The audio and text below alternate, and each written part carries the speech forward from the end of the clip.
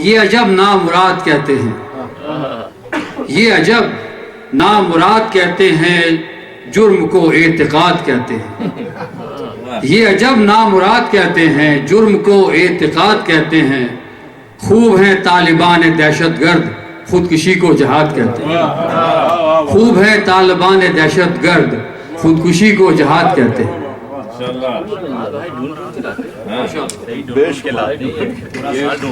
اس سے پہلے کہ بابر صاحب کو بلائیں میں ایک غزل پیش کرتا ہوں، لیکن ترنم کے بغیر، ترنم تو ماشاءاللہ جو ہے وہ بابر صاحب کا خاص ہے۔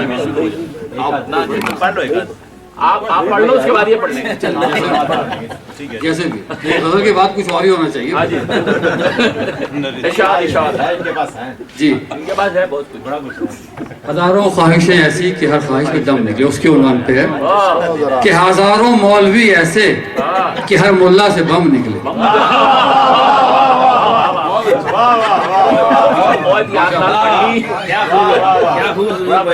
ہاں جی، میں تو ادھر دیکھا ہی نہیں، میں تو بڑے خوف زدہ ہو گیا، آواز ہی نہیں نکل رہی میری۔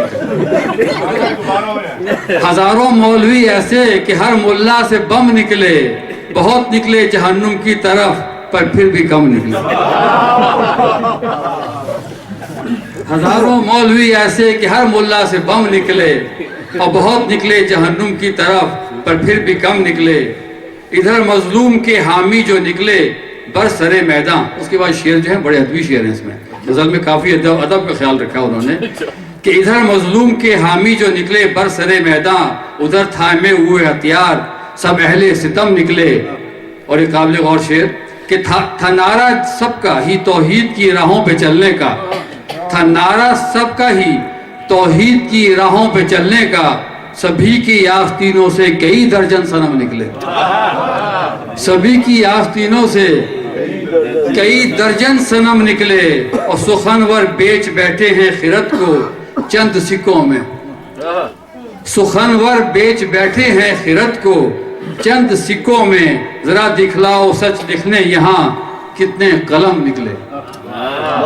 ماشاءاللہ آپ رائٹر ہیں تو آپ قلم نکلے۔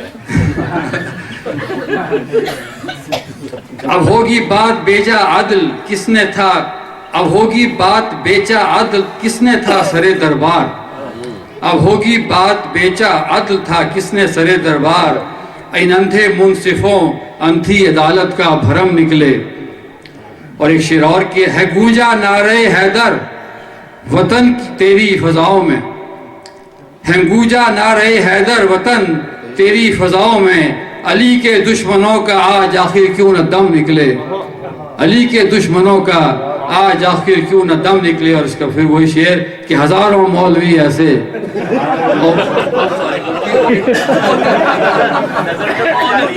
میرا منہ دراصل غلطی سے اترا ہو گیا۔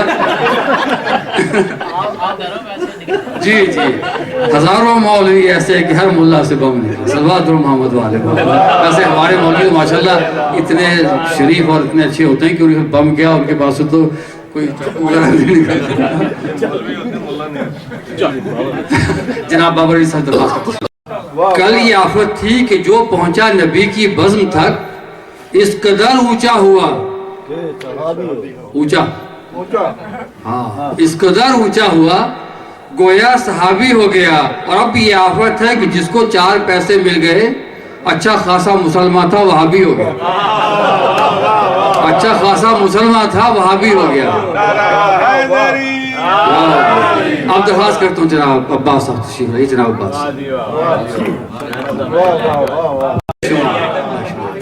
ماشاءاللہ کیا آپ نے دعوت بھیجی ہے۔